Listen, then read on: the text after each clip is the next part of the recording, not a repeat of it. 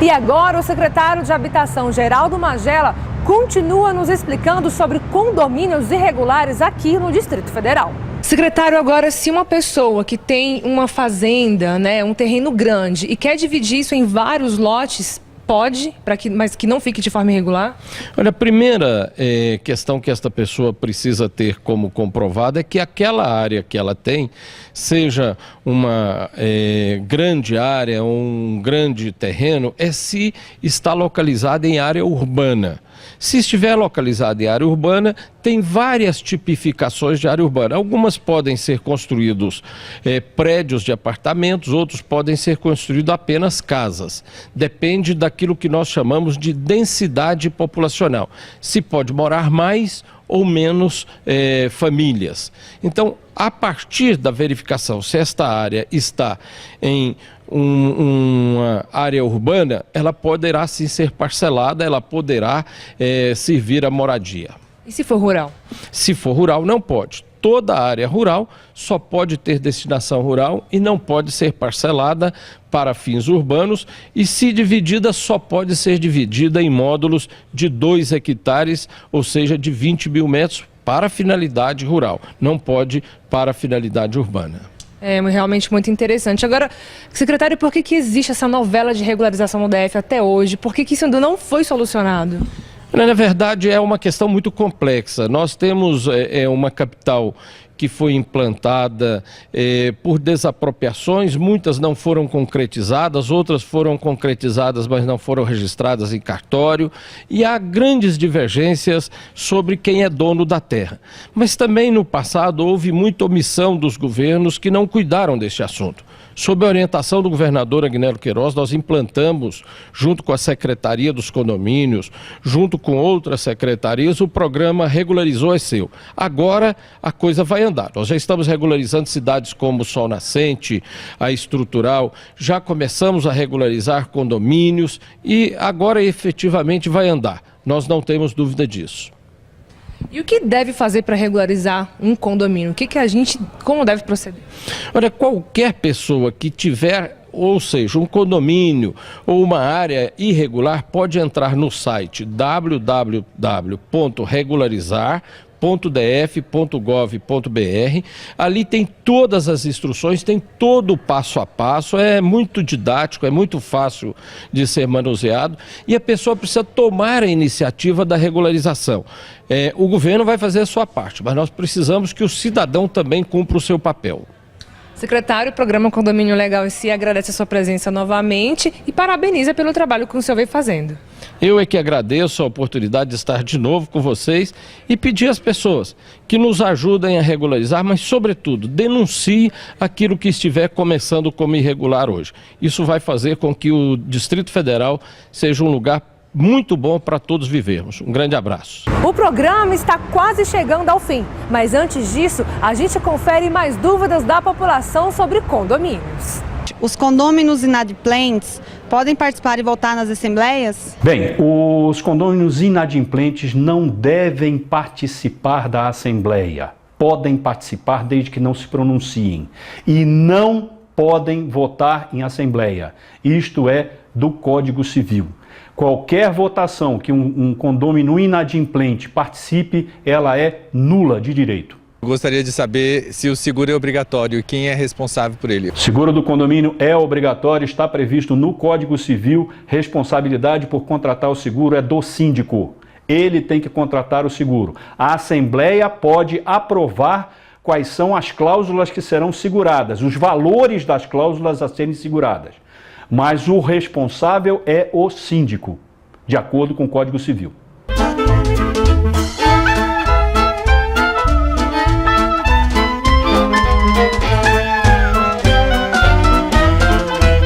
Dúvidas de como deve ser o trabalho de um síndico, a gente tira agora com o José Miguel. Ele é síndico do Wave Residência, localizado aqui na cidade de Águas Claras. José Miguel, muito obrigada pela sua presença. Obrigado a vocês. José Miguel, qual que é a importância de ter um síndico hoje num condomínio? Bom, além da exigência legal, da presença de um síndico para a formação de um condomínio, é de extrema importância a presença do síndico para que tome decisões em prol do condomínio, né, dos moradores. E além de um síndico, é obrigado a ter a presença ou o trabalho de um subsíndico, alguém que substitua esse síndico? Sim, é essencial. No nosso caso aqui, existe o subsíndico, existe os conselheiros. Não necessariamente todos têm que estar trabalhando ao mesmo tempo, né? Só que na minha ausência, o subsíndico assume e se o subsíndico também estiver ausente, os conselheiros assumem a responsabilidade. Uma outra dúvida que é bastante, né, conceituada é o seguinte: o síndico, ele tem que pagar a taxa de condomínio também? Bom, infelizmente tem que pagar taxa de condomínio. Isso varia de condomínio para condomínio. No nosso caso, foi na instituição do condomínio, criou-se o prolabore do síndico, só que previa, no orçamento do condomínio, previa que todos pagariam, inclusive o síndico. Então, nada mais justo também que o síndico recebendo prolabore contribua com o condomínio. E no caso da pessoa que viaja, por exemplo, passa um ano fora do seu apartamento, ela tem que pagar essa taxa também do mesmo jeito? Como fazer para ela não inadimplir? Sim, permanece a responsabilidade e a obrigação do pagamento das taxas de condomínio, né? Porque as despesas, elas não tiram férias. Então, você tem seguro, você tem contratação de funcionários, mão de obra, faxineiros, porteiros, vigias, você tem a questão de luz, água. Então, infelizmente, as despesas não tiram férias, como os moradores. Exatamente isso que eu ia perguntar, qual que é o destino dessas taxas de condomínio? Bom, as despesas são diversas, né?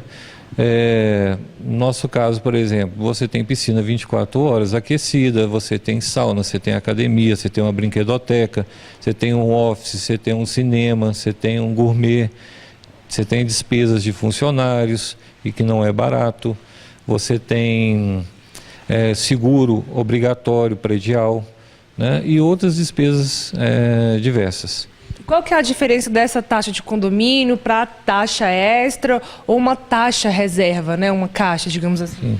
A taxa de condomínio, a taxa ordinária, seria para o pagamento das despesas fixas. Por exemplo, todo mês você tem que pagar a água, todo mês você tem que pagar a luz, todo mês você paga o telefone, todo mês você paga os funcionários. Então, essa é a despesa ordinária. A extraordinária seria quando, por exemplo, né, o condomínio em assembleia, né, o condomínio em assembleia decidisse por fazer uma reforma para troca do piso da área de lazer. Então, isso seria uma despesa extra, viria como uma taxa extra, tá, rateado entre os condôminos para fazer essa substituição do piso. Esse seria um exemplo. Agora, José Miguel, em caso de inquilinos, quem que tem que pagar essa taxa de condomínio, fundo reserva, taxa extra? É o próprio inquilino ou tem que ser o proprietário? Bom, preferencialmente o proprietário, né? A legislação, inclusive, fala o proprietário que está sendo beneficiado com a melhoria do condomínio, porque o morador, o inquilino, ele está ali provisoriamente. Ele está durante um contrato, vamos supor, de 1 ano e, posteriormente, ele não irá sair do condomínio. Agora, o proprietário presume-se que ele vai ficar com aquela unidade aqui no empreendimento por vários anos. Certo. Agora, em relação ao barulho, José Miguel, existe uma lei específica para o silêncio dentro do condomínio? Bom, a lei do silêncio não prevê um horário específico, tá? Geralmente o pessoal associa a lei de silêncio às 10 horas da noite, às 22 horas.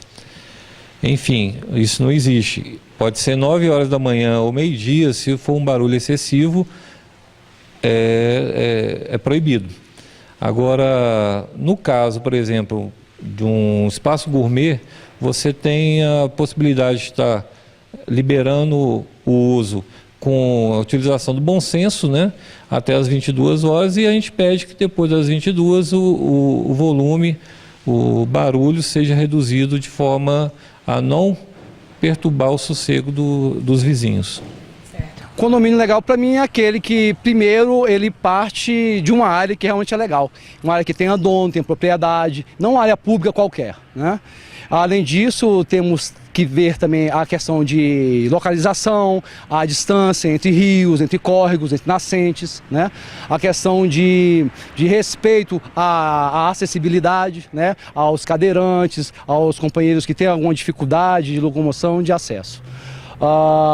Da questão comercial, nós temos alguns probleminhas, principalmente aqui em Brasília, aqui na cidade de Satélites, que é não respeitar os limites, acabar com as calçadas, invadir o asfalto, né, para ampliar o comércio, para fazer depósitos, para colocar mesas. Então aqui se vê muito de tirar o estacionamento para se colocar mesa, colocar placas, colocar freezers, né? Então na questão comercial a gente tem muito problema aqui em Brasília, principalmente na cidade de Satélites.